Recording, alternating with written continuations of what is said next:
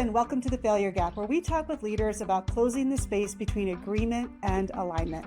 We love talking with interesting people, and today we're joined by Jersey Banks. Jersey is the co-founder of Urban Cowboy Boutique Hotels and the Dive Motel. From surviving the pandemic to expanding and growing, Jersey has made a mark in the boutique hotel world, working with her partner to build a unique brand of Western chic meets luxury.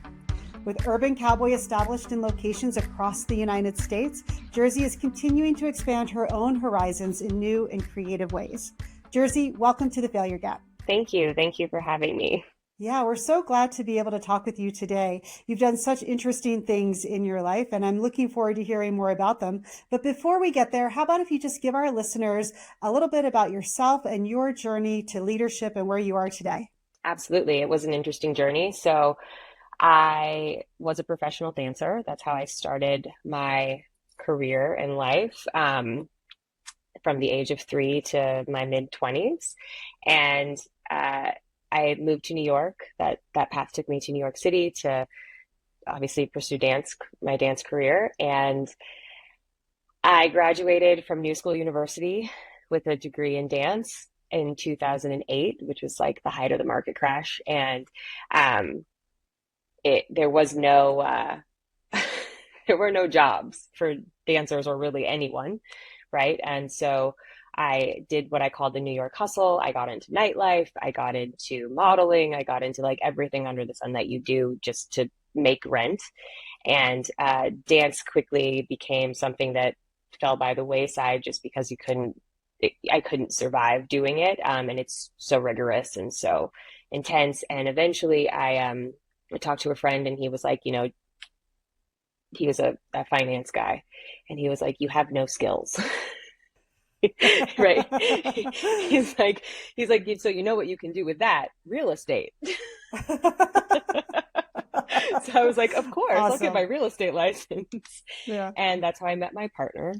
And he was my managing director at the time. I did a few years of real estate, hated it, got out of it. And as I was getting out of it, we deepened our relationship, started dating, and he had just purchased a townhouse in Williamsburg, Brooklyn, and was designing it to be like kind of his dream home.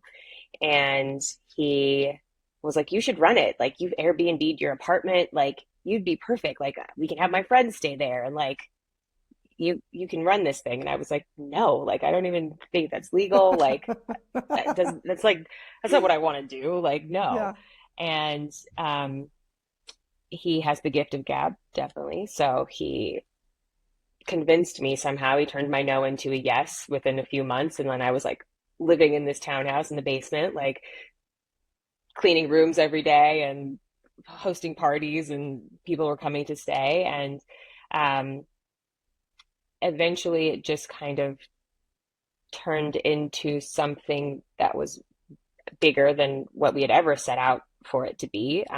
We didn't have a name at the time. It was just a cute 5-bedroom bed and breakfast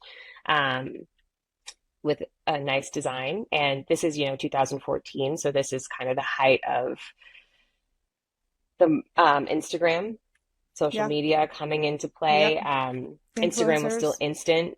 Influencers were just starting to happen. A lot of them were like photographers and models, because it was like content, it was like who could make a beautiful picture. Those were your influencers. And we happened to have a space that was beautiful and very photogenic. And so we had one photographer come stay with us, and then that spawned a long lineage of photographers and creatives who ended up coming to stay with us. But, at the beginning, I didn't even have a way to take people's payments. Like we had like someone's parents come stay, and they were like, how do we pay you? And I was like,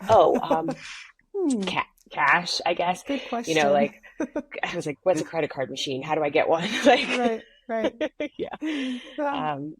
There was no like Square payments yet. Like, none of that existed yet.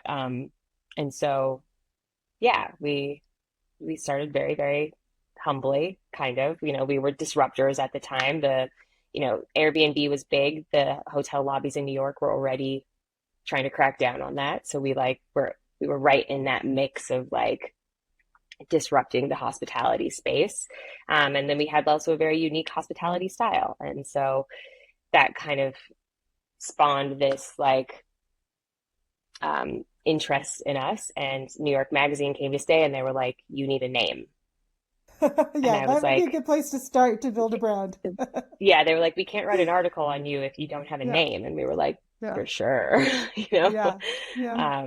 And so many whiskeys and late nights and thesaurus.com later, we found Urban Cowboy. And it kind of as a joke, and like just between you and me, we hadn't seen the movie, so it wasn't really named after that.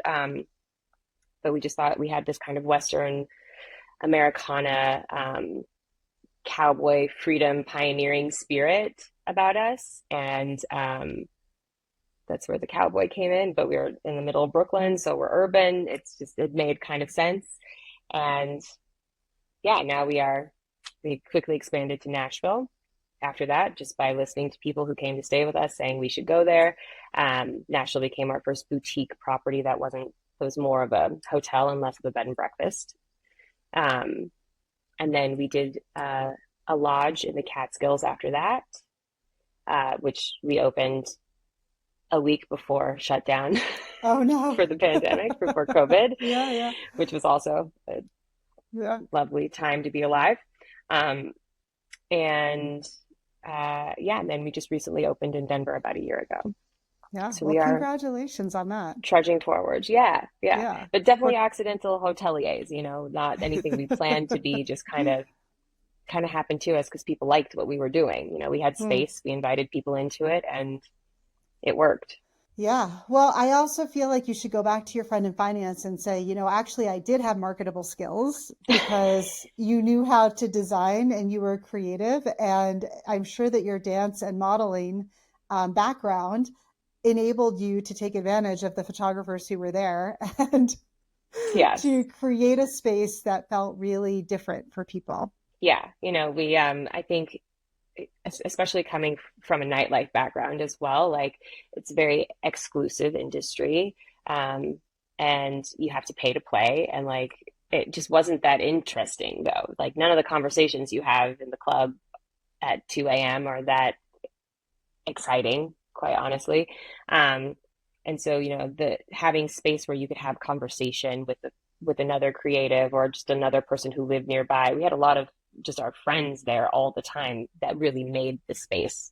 And um, they made the conversation, they made it interesting. And that's like your first foyer into understanding that people are part of what fills a space.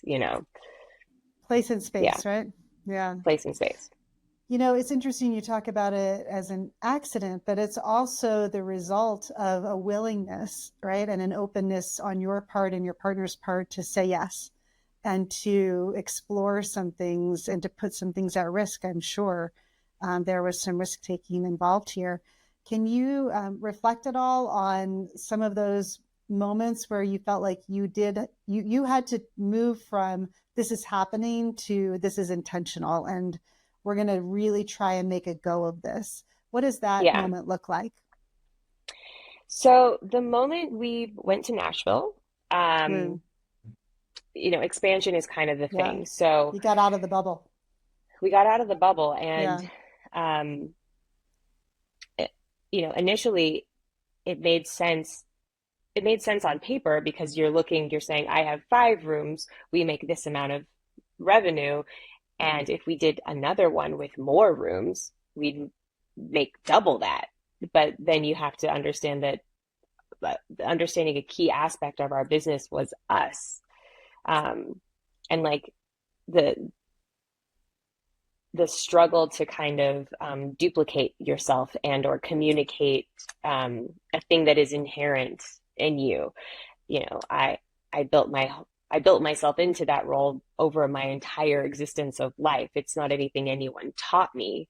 And as an entrepreneur who's starting this kind of idea with just one other person who shared that idea, you don't realize how hard it is to communicate that message, even though we had great marketing and like we had a good story and we knew how to tell our story, getting someone else to make it theirs, um, in a leadership role at a place far away, that we wanted to feel like, we wanted them to feel like they owned it the same way we felt like we owned it. And that's just not how that works, right? So, we were green, we were young and like didn't, I was still in my 20s when we did this. So it's complex and complicated, and we had to roll through a few personalities and understanding of people, in these roles to like figure out what expansion really meant and how to like cement that for ourselves, as we were building a brand that also was taking on a new personality of being something intentional, right? Not just something that was happening in Brooklyn. And it's now in Nashville, and we're like opening a full service restaurant and bar, and actually, and we have investors now, and we have people to answer to, and there's like all of these things on the line. We have mortgages and loans coming, construction loans, and like we made a beautiful product, and now we had to operate it, and like understanding the operation and maintenance of that is, with people in place that have to do it for you, was a whole new experience, right? Because we couldn't just look at each other and be like, let's get it done, the basement's flooding, get the buckets. Like you don't, like you don't Yeah. you don't have Yeah. that. I think also that's where people can sit around and dream all they want. This is a great idea. We should totally do this. But what you're describing is the hard work that comes with it. If you really want to Yeah. make that dream a reality, you got to roll up your sleeves and get to work. And I do think it's a little bit an outtake of the influencer age, that things look easier than maybe they are, right? It looks like, Oh, oh, well, you just got absolutely. lucky, or it was so easy to do, because it looks beautiful on Instagram. But the reality is behind all of that is a whole lot of work. It's a whole lot of work. Yeah. Yeah. And I think, it's very aspirational work because of the way things look, right? I think Mm-hmm. Instagram has made work look exciting, and like you could have a new life and have a new identity. Um, but it is still a grind, like it is still all of Yeah. the all of the steps you have to take and learn. Yeah. It's a lot of learning, really. It's a huge learning Yeah. curve. And I think we get asked a lot, like, how do I do this? And it's like, well, do you really want to know? Are you sure? Right. And I think it's also, do you want to do the work, right? Do you want to learn? I listened to you talk about things like revenue, and we're doubling our revenue, and we have to get mortgages and contractors and loans, construction loans and things like that. That's not part of the picture, right? That's like the behind the scenes. Yeah. Here's where we really, do the grind to make sure that the vision can become a reality, because visions don't just accidentally become realities. The Yeah. opportunities might come up fortuitously, but you have to be willing to step into those opportunities with a lot of grit and determination. Yeah. I would say, definitely as an entrepreneur, and especially in the hospitality space, which is a creative industry, no matter how you look at it, there's no roadmap. And you really have to bet on yourself and like fully believe it, or like you don't grow. It's like even if you stay small and just do the one, you really have to like you have to Yeah. you have to own it, you know, Yeah. And you have to feed it. and you have to Yeah. feed it. And let it grow. You said something interesting as well a few minutes ago about you can't replicate yourself enough to grow, right? So you have to be able to bring other people into the story and Hmm. make them a part of the story in a compelling way. I'm sure that's been challenging for you and your partner as you've expanded to different properties. And you as a human can't be boots on the ground in four places at once. So there has to be a degree of trust, but also of imprinting people into the brand and making sure that they are representative of the brand. What does that look like for you as you've worked to build up these different properties in ways that are unique to the property, but consistent with the brand that you and your partner have worked so hard to build? So, our brand started as just us, and it's kind of, I would say, as we grew it, it was kind of us telling our story. And it was like, I say the brand grew with us. It matured with us, as we started with properties that didn't allow kids. When we opened the lodge, I was pregnant. All of a sudden we were like, sure, kids can come. That's funny. So each location is a new timestamp of basically our lives and ourselves, and bringing people into that story has been you know a big challenge. And I would say we didn't even understand, like, even after we opened Nashville and kind of got our footing with like a team that we felt was really great. Company culture was a term that didn't even come to us until probably the pandemic, when we had to shut down. And like, while we were opening the lodge and kind of like understanding this idea that like maybe we needed more than just a storyline to feed people, that we needed to create some kind of container for them to exist in, and like a real education system that was truly organized. The organization of managing people and giving them something to that's purposeful for them, and something to own is really important. We're small. Our team has typically been 2 people to, at one point in our like riding the post-pandemic wave that rose all the ships, it was 7. But that didn't last very long, and it went quickly back down to like 3. So, the decision makers, there's not a lot of room for growth, and it's a revolving door on the service level. And so, having company culture is like it's actually crucial to having people be on board, which is also something that like I didn't know how to do at all. You can have all the ideas. I'm like, company culture means like, you're looking at like a company like Google and you're like, free snacks, and like, right. Foosball, right? I'm like, No. what does it mean? Like we have a holiday party. Like, I don't, it's a lot more than that. It is these, especially when there's not a lot of room for growth. There's no ladder to climb. It's like, be a part of something that's bigger than you and love it every day. And feel like feel like there's growth within your role. So yeah, giving people an identity within your brand is huge. How would you describe the company culture today?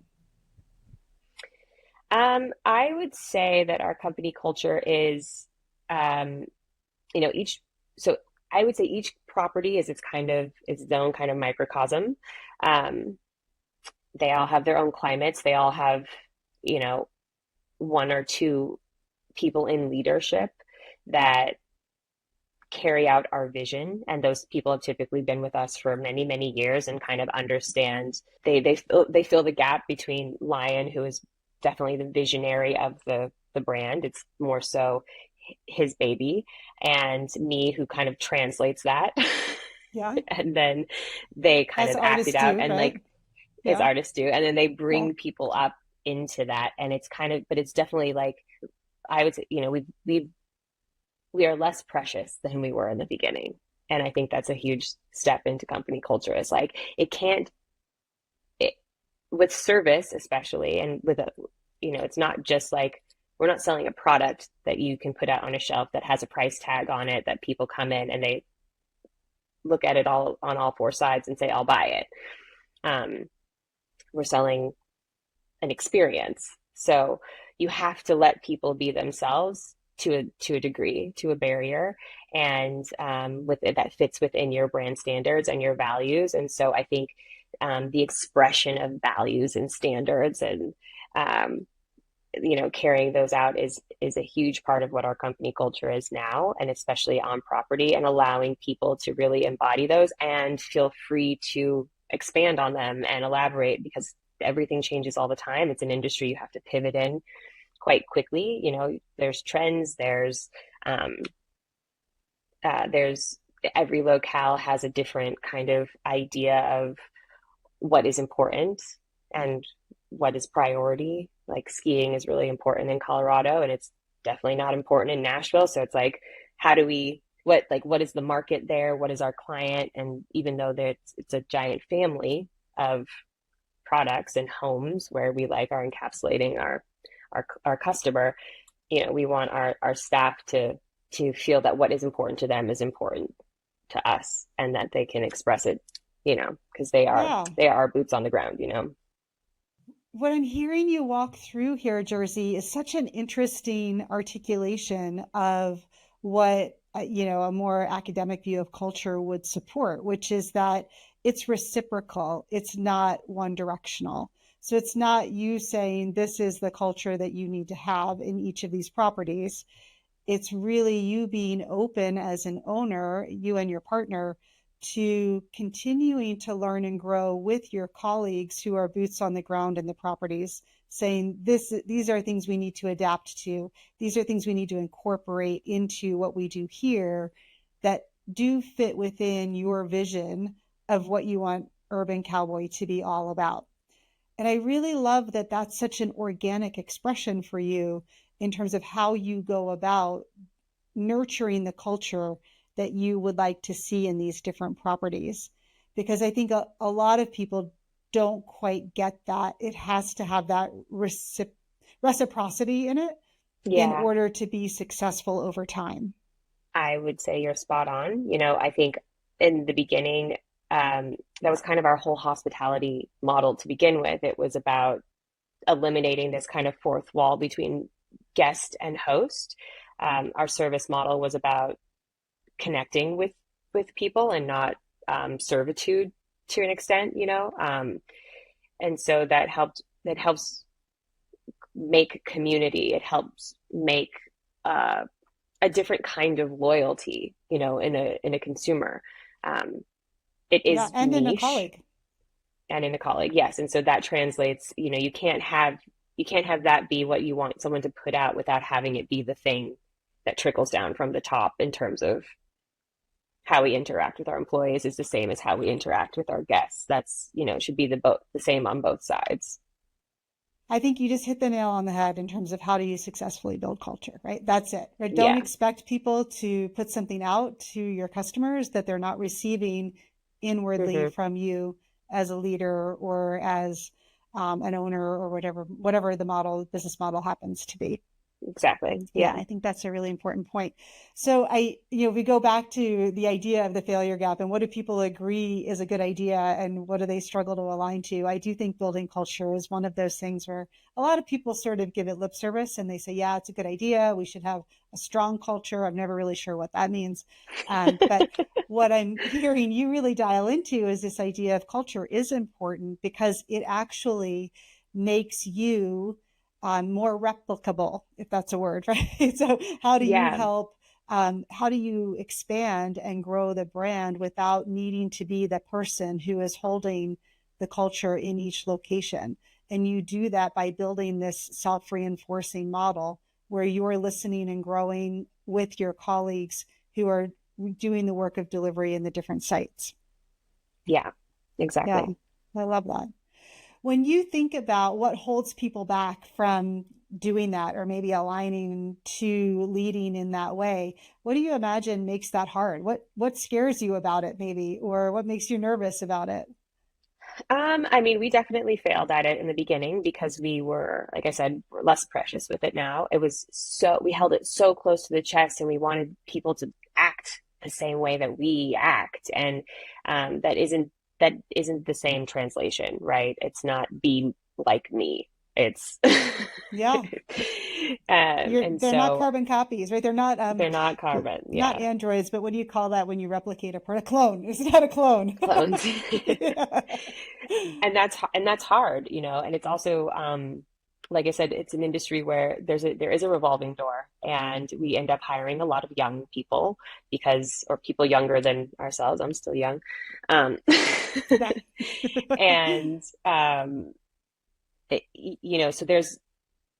there's a cultural gap already just because we're hiring, Gen Z. They're not millennials. We're kind of like at the end of that. And so um, they have a different way of thinking about things and definitely thinking about what work is. And that bridging that gap is hard. And so, yeah, you can't expect people. You have to leave enough of yourself in it that they understand your vision and your goal, but you can't expect them to be you. You have to allow them to be themselves, and that allowance is needs boundaries, right? But it has to happen, and a part of that allowance is like you have to let them fail, which is hard when you're small because you don't have a lot of buffer for failure, right? But in order for them to get the experience that you have to let them fail a little and then like learn from their failures, which is like Ooh, a big one. scary, right? Yeah. Yeah, that's scary. Yeah. Yeah. Can you give an example of where that has played out for you? Um, so I mean, every time we open a property, it's a big lift. Um, there's a lot on the line in terms of timing and getting things open, um, which is a struggle when you are doing construction, and um, contractors are your best friends and your worst nightmares all at the same time, right? Because they will placate you even if they don't know to keep the work going, and they do things wrong and you didn't express things clearly, and there's like a lot of artistic decisions that get made on their behalf that you don't agree with, etc. But when you have a team in place on the ground that's running a project for you, because you can't be there all the time, when you have projects in multiple locations, that's just how that works. You can't be there. Um, and with the experience that we have running a project is entirely different than what your team may have. And your team that's on the ground probably isn't a project manager when you're small like us. It's probably like your GM and like your Yeah. whoever They're is doing going to be everything, right? opening. Yeah. They're doing everything. It's probably whoever Yeah. is going to be actually opening the doors to that property, getting this like service model set up. And so the things that you need them to care about, they're not programmed necessarily to care about, such as your construction budget versus like your opening budget versus like just having people that need to be multifaceted on a small team that just don't have those skill sets, and allowing them to kind of take ownership over things and then kind of failing to communicate that they don't know what they don't know, um, is has been a struggle. And so but that's it. They don't know what they don't know. They don't know how to ask the questions, or because it's beyond them, and sometimes it's beyond us too, even as owners and people who have all of the experience in doing that already, right? But so it's like it's hard to not blame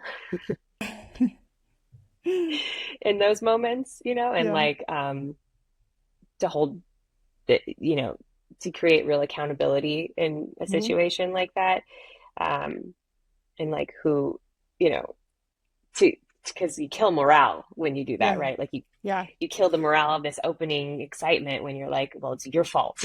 We didn't do it on Right. time, and it's your fault that Yeah. this thing isn't happening. And they're like, that's not Yeah. me. It's not my job. Yeah. Yeah. Yeah. It's hard. And I think what you're pointing at is that as a leader, we often say you have to hold people accountable, but then accountable can look really terrible if you come down hard on somebody and then you lose them or they check out or it damages the relationship. But you still have to do it. And I think the leaders that come at it with a sense of compassion as well as allowance for the learning Hmm. while protecting the vision, that intersection of compassion, allowance, and protection, it's very difficult. But I think if you can aim for that as a leader, sometimes you can land it. And it's in the different things that you've been talking about, I'm hearing those threads coming through about wanting to show up for people with a degree of compassion for where they are and allowance for their learning, but at the same time being able to be firm about protecting the vision that you have. Yeah, exactly. Well, Yeah. And, you said like it can damage the relationship, and that's absolutely, for us has been absolutely crucial to the way that we get properties open and like a big part of the culture. Like we've had people that have been with us for a long time, and when you're this small, there tends to be some gray area between employee and friendship, and there's they're in close, and especially if your brand is as close to your life as it is to ours, it can feel very intimate.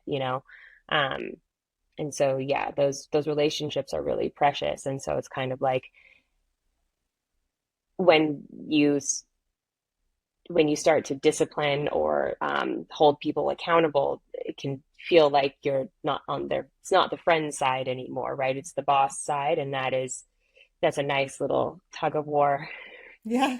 Yeah. It's a delicate tug of war, you Yeah. know. I think especially in these smaller businesses, like you said, I think that can be really, really tricky. And you want to hold on to both the friendship and the business relationship, but also, be equally committed to driving the business success.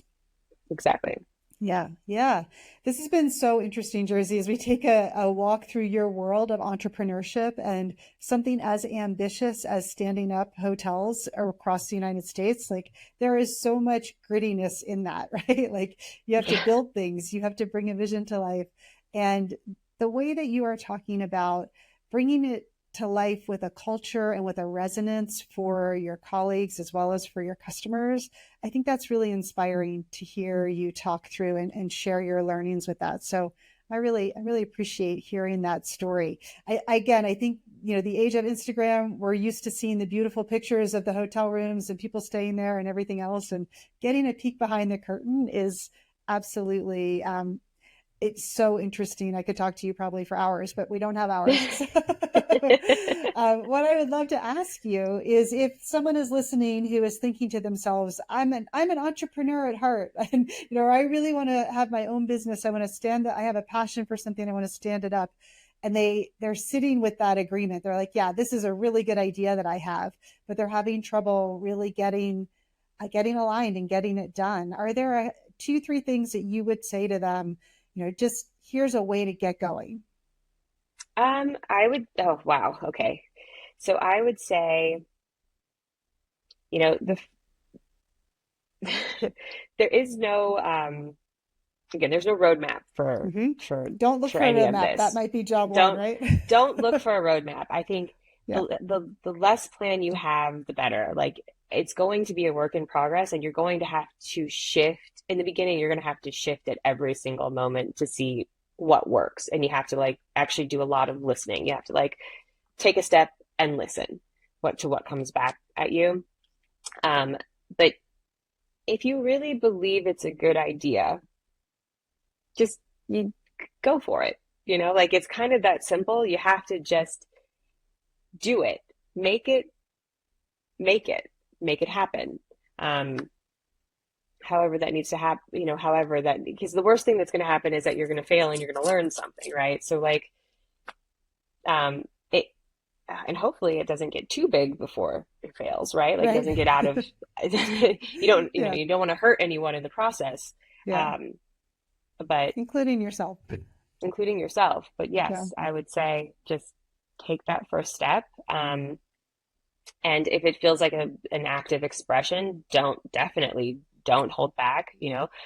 Expression is one of the more risky things that we do as entrepreneurs, right? Because there's always some self in there. And I would say definitely don't hold back in that aspect of it. Put yourself out there. Um, and listen again, like that's a huge one. Listen to the feedback, listen to what comes back at you. We would not have expanded if we hadn't heard people saying go to Nashville. We listened. We were like, oh, you'll give us money if we go to Nashville. 100% in. Yeah. Like who cares Yeah. about what we had ideas about? Like we're going. Right. I love um that idea of listening because I think, and also the other thing that I'm hearing from you is learning. Listening and learning are two things. If you are sitting on a really good idea and you want to get going on it, listening to that feedback and also being willing to learn along the way. You don't have to have it all figured out before you get started.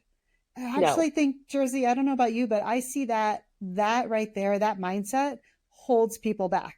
I don't have it all figured out, so I can't get Yes. started. And you're like, you can't figure it all out if you don't get started. Yeah.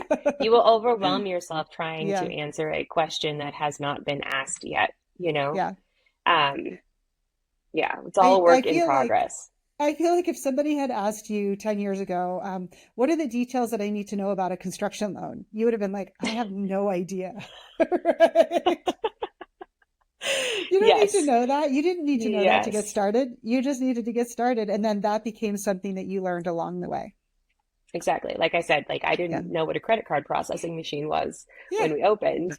You know, I Yeah. didn't I you just do it. You just say, "Hey, come take part in this thing," Yeah. and see what people say. Figure it out one And step then at a figure time. it out quickly. Yeah. Quickly. Yeah. Yeah. But Yeah. believe in yourself to figure it out. You know, if you have a good Yeah. idea and you believe that you can figure it out as you go, you can. Yeah. I always like to remind people that optimism is not thinking that things are easy, but it's believing in your ability to do hard things.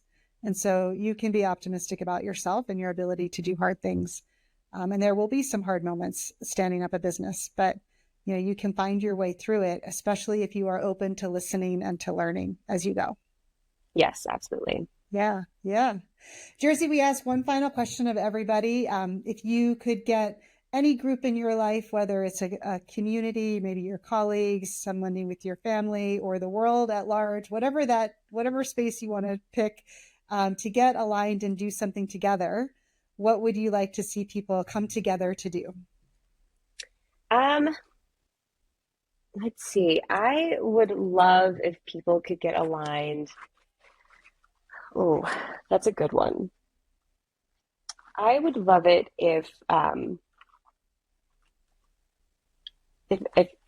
so I have this thing with old bathtubs and I love an old clawfoot tub and I really wish people could get aligned around not using the like the like normal shower curtains in them to like when there's like a shower old clawfoot combination. Like, can we get aligned around figuring out like a hard like glass solution that's like easy to clean and just more functional, less like gross. It doesn't like cling to you while you're standing in the shower and like in like a couple inches of water. Like I would really love that. Like Yeah. it like I don't understand why it doesn't exist, and it really should. Yeah.